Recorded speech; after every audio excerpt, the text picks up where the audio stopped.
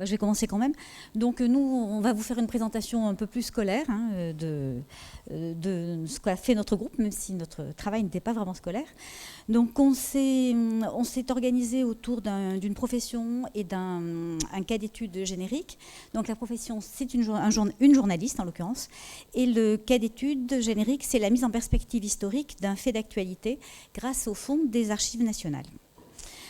Qu'est-ce qu'elle attend, cette journaliste, vis-à-vis des Archives nationales? Elle a besoin, parce qu'elle n'a pas un temps illimité pour faire son article, d'une forte réactivité. Elle voudrait aussi que les sources soient inédites et que les droits de réutilisation soient clairement établis pour pouvoir, dès qu'elle visualise une donnée, savoir si elle pourra ou non la réutiliser. On veut aussi préserver la carte de visite des Archives nationales, qui est une de sérieux, d'exhaustivité. Donc on veut de l'inédit, mais on veut aussi une certaine exhaustivité des documents qu'on va pouvoir retrouver.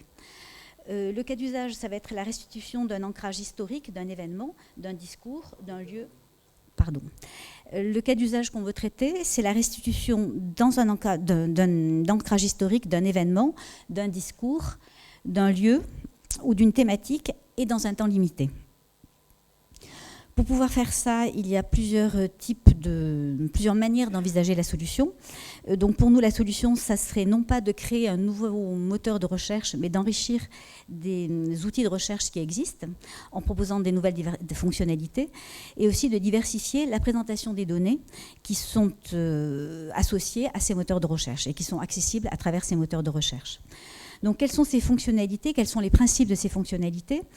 On aurait envie que la visualisation des résultats de recherche soit plus variée, qu'elle puisse se faire sous forme de cartes, de frises chronologiques, de nuages de mots-clés et pas simplement de documents bruts.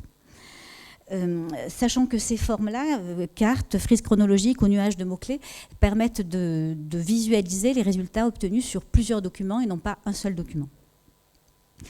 Et ce qui nous paraît intéressant aussi, c'est dans la production des résultats, de préserver le lien qui peut être fait avec d'autres données qui sont dans des fonds qui sont produits éventuellement sur d'autres supports ou sur d'autres supports.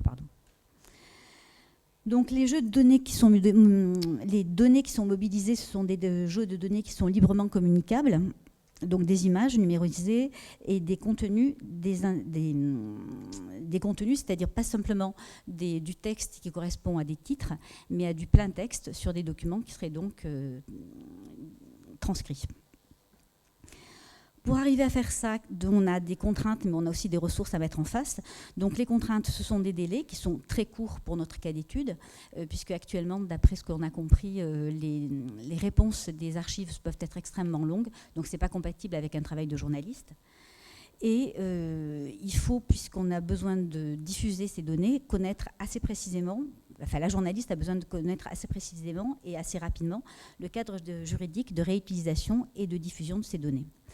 Donc les ressources à mettre en face. On a parlé d'accès à du texte et pas simplement des titres de texte, mais du plein texte. Donc pour ça, on pensait à des processus collaboratifs pour de la transcription massive, puisque la transcription est extrêmement coûteuse. Ensuite, puisqu'on a besoin de rechercher des documents, on pensait à des outils d'indexation automatique et non pas de l'indexation manuelle, pas seulement de l'indexation manuelle. Pour rendre ces indexations possibles, on a besoin de référentiels internes et externes. Et pour arriver à visualiser les données de différentes manières, on peut imaginer des bibliothèques de visualisation des logiciels libres. Donc dans ces visualisations, on imagine de la cartographie, mais aussi des graphiques, des nuages de mots ou des frises chronologiques. Et donc... Un petit exemple, merci, de nuages de mots sur à la fois les titres de vidéos de la présidence de Nicolas Sarkozy, dans un des corpus représenté ici en totalité avec les toponymes en vert et les noms de personnes en rouge, et représenté de telle sorte que les mots proches dans le corpus soient proches dans cet arbre. Même chose avec les quelques données textuelles qu'on a à disposition dans les papillons du Parti communiste au moment où il était clandestin entre 1941 et 1944, des petits textes qui étaient affichés dans les rues.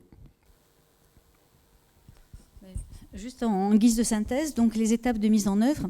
Il faut d'abord enrichir les métadonnées de description. Il faut aussi indexer et transcrire avec des techniques d'automatisation, enfin des techniques automatisées ou plutôt ou des techniques collaboratives, fabriquer donc des corpus qui seraient disponibles en ligne.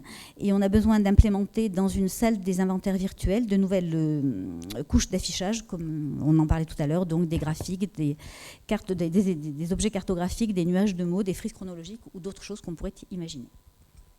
Merci.